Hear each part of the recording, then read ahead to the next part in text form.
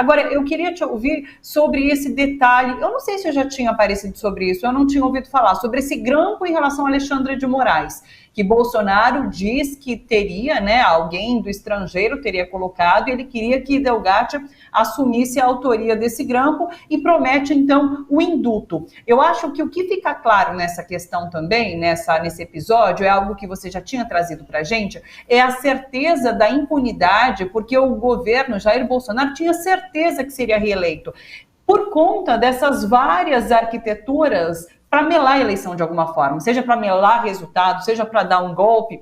Ele acreditava piamente que ia continuar no poder e saía prometendo coisas como essa, o indulto, por exemplo, né? Quero te ouvir sobre isso.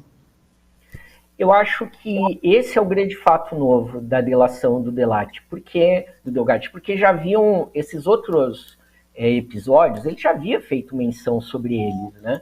Agora, esse de que houve um grampo do Alexandre de Moraes, que tenha sido feito por uma empresa estrangeira, ele é muito factível, ele é muito crível, porque todo o processo que o Bolsonaro desencadeou em 2018 com as redes sociais, com envio massivo de mensagens, tudo isso eram tecnologias, eram empresas contratadas, uma série de ofertas, seja de espionagem, seja de manipulação de dados, de disparos de mensagens, isso não é nem deep web, não é estado profundo, é comercial, né? Não é tão difícil assim encontrar muitas empresas que atuam nisso. Agora, o Delgatti com isso dá uma dica, digamos assim, puxa um novelo que o STF pode, porque o modo de operação é o mesmo do inquérito sobre fake news, sobre ação contra o STF, né, manipulado por essas redes digitais, enfim. Então ele pode vir a prestar mais informações sobre isso, pode revelar mais, não é que ele tenha, como ele mesmo disse, eu não vi o grampo, né? Mas ele pode estar dando indícios e pode a gente ter aí novas operações em torno da Carla Zambelli, desse tipo de informações, do próprio Bolsonaro, para explicar isso, ainda que ele tenha negado já hoje, né, diz que se tratou de uma fantasia, mas abre vai entornando o caldo, né, em torno do Bolsonaro, porque aí você tem crimes que são, a gente vinha falando de peculato, a gente vinha falando de apropriação indébita de patrimônio público, de desvio de recursos, e agora nós estamos falando de um Watergate, né? De você grampear uma autoridade de um poder independente da República. Então isso é gravíssimo se o STF e a Polícia Federal conseguirem comprovar através de contratações, etc. Também não são empresas amadoras, ainda que conhecendo o comando maluco aí, não me surpreenderia se aparecesse uma nota fiscal com o subject grampo ali, né? Não é de se esperar, não é de se surpreender. Aliás, pegando esse seu gancho, o que você achou das explicações do ACF sobre a compra do relógio? Foi ele que comprou, ele estava em férias nos Estados Unidos e resolveu comprar, que inclusive a União deve 300 mil reais para ele por essa recompra, para entregar para o Tribunal de Contas da União. Como você viu essa explicação de UACF e a melada que ele dá no processo todo, né? É aquele tipo... eu não fiz direito, mas se eu fosse advogado, diria para ele que era melhor ficar quieto, né? Não produzir crimes contra si mesmo, né?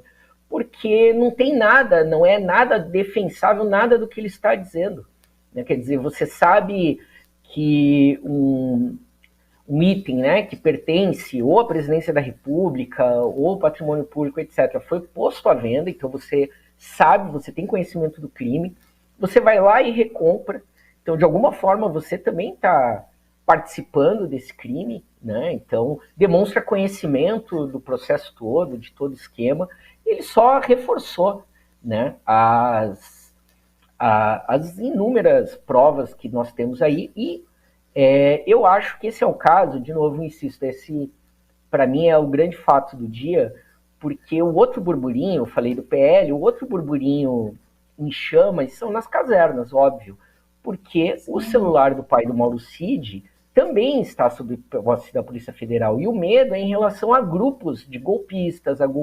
Então, o que a CPMI não está querendo fazer, que é ligar os pontos das joias com o 8 de janeiro, aparentemente não seriam, né, a frio, da questão não seria o mesmo episódio, mas talvez tenha aí um novelo para você dizer da onde se financiou também, né? Ainda que eu acho improvável que o Bolsonaro fosse abrir mão da sua boquinha para projetos mais coletivos, né? Mesmo que fosse para a recondução dele. Mas pode ter aí todo um esquema de lavagem, pode ter a participação óbvia, né, desse general em outras atividades golpistas e fechar todo o cerco, né? Então, eu acho que há muita expectativa nesse caso. Há muita coisa para vir e eu tenho insistido sempre de que tem sido feito um trabalho, eu comentava isso ainda com o Conde durante a sua licença, Thalita, que é sempre menos espetacular a ação da polícia, você não vê delegados dando entrevistas coletivas, né? Não tem sido aquele padrão lava-jato, né? Então Sim. Tem sido bastante ponderado e a cada momento não tem bote em falso, né? Eu acho que isso é muito importante da gente perceber. Então eu fico muito otimista em relação a essas perspectivas e em minha defesa, Thalita, para aproveitar e falar de desbolsonarismo, a gente acaba ficando muito pessimista lidando com todas as coisas, imaginando que depois de tudo que o Bolsonaro fez, vai terminar preso por roubo de joias, né? Quando tem uma série de crimes. Mas essa semana eu queria comentar contigo, eu fiquei muito feliz com a notícia que eu li ontem, que o Flávio Dino exonerou aqueles policiais rodoviários federais que assassinaram aquele senhor negro no Rio Grande do Norte.